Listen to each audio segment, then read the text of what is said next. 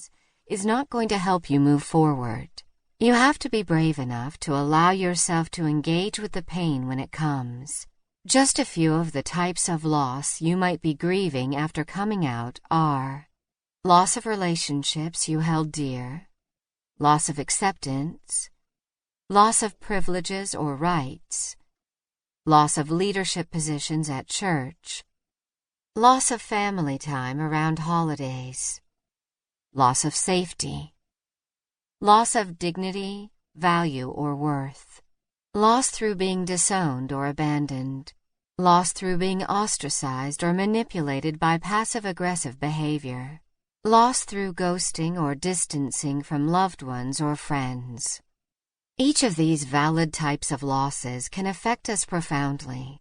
We need to give our heart the care it requires to be able to work through the pain associated with each of these losses. This is where incorporating the tools that we've discussed in previous chapters, like getting out in nature, expressing yourself through art, having a good friend you can rely on, or finding a good therapist, becomes key to navigating your way through the healing process.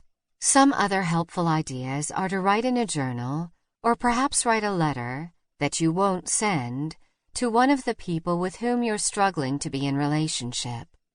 Maybe you just need to sit and have a really good cry. That is totally normal and okay. Give yourself space for that. Choose the tools that work best for you to help move you forward through healing. What works for your friend may not work for you.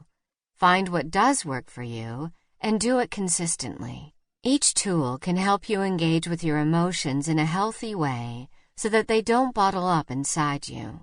Coming from someone who's been the master of bottling emotions, let me tell you, you don't want to take that path. Bottling emotions is toxic and only leads to additional heartache. Without a healthy way to process your pain, you inevitably will find an unhealthy way to process your pain. Alcohol, food, shopping, self-harm, sex, overexercising, drugs, or whatever your vice is, will emerge to numb the inner turmoil you feel. And working your way back to health from that place is much harder than if you just found the courage to face your pain to begin with.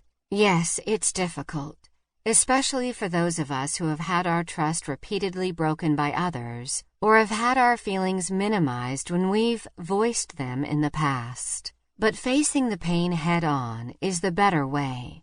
I'm still working on it myself, and I probably will be for the rest of my life. Voicing my deep emotions does not come naturally for me. Only since coming out and meeting my wife have I begun to learn what it means to talk about and process emotions in a healthy manner. Talking about how you feel comes easier for some people, but we can all work on it.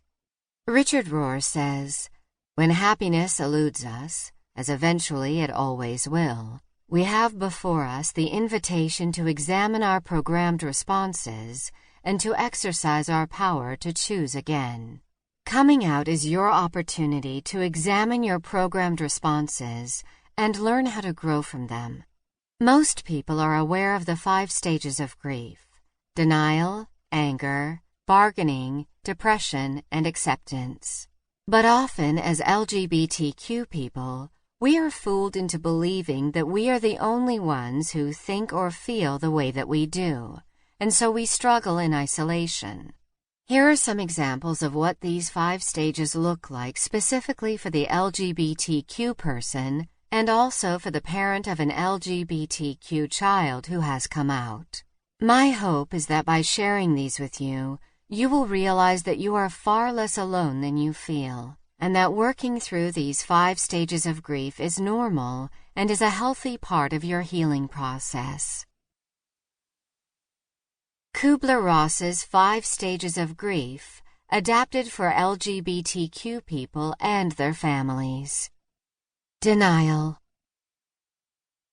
Denial is the first stage of grief, when the information we've received or our realization that we are LGBTQ is a shock to our system, and we enter survival mode.